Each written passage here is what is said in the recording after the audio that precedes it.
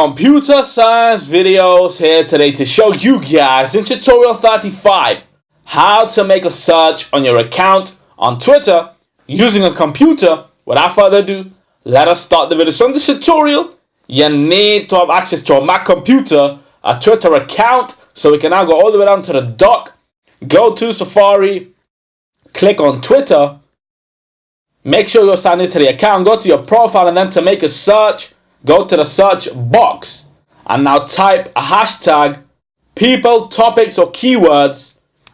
I'll just type computer science. Enter. And this is what we see on screen. Many accounts, tweets, latest, people, photos, videos. Go back to your profile. Quit Safari.